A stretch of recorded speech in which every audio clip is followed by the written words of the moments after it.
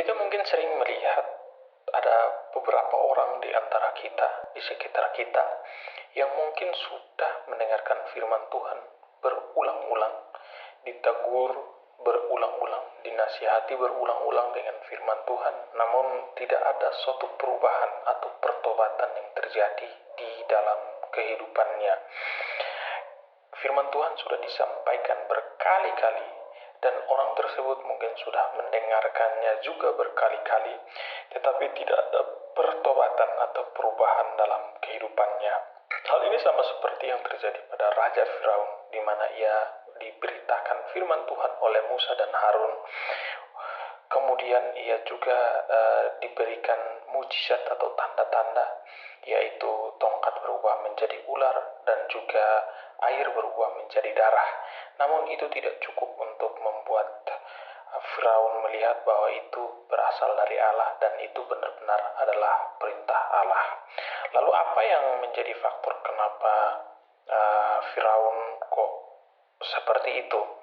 Seperti yang kita ketahui bersama di dalam firman Tuhan, mengatakan bahwa Allah memang sengaja mengeraskan hati dari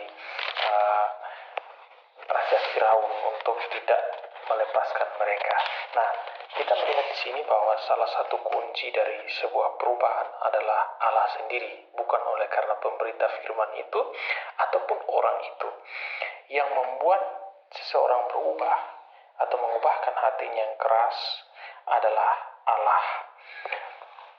Kita harus menyadari bahwa kalau kita mau berubah, itu kita harus menyerahkan hati kita kepada Allah. Kalau kita masih berkeras untuk tidak menyerahkan hati kita seutuhnya kepada Tuhan, maka pasti tidak akan pernah berubah. Nah, kalau kita menghadapi orang-orang yang seperti ini, kita sebagai pemberita firman, kita tidak perlu frustasi dengan kondisi ini. Tanggung jawab kita adalah kita menyampaikan berita kebenaran itu.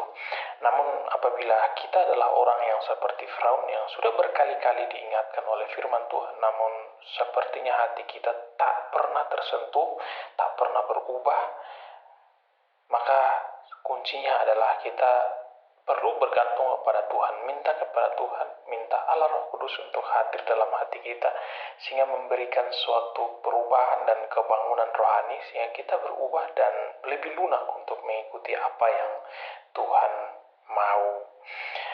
Demikian, semoga bagian ini memberkati kita.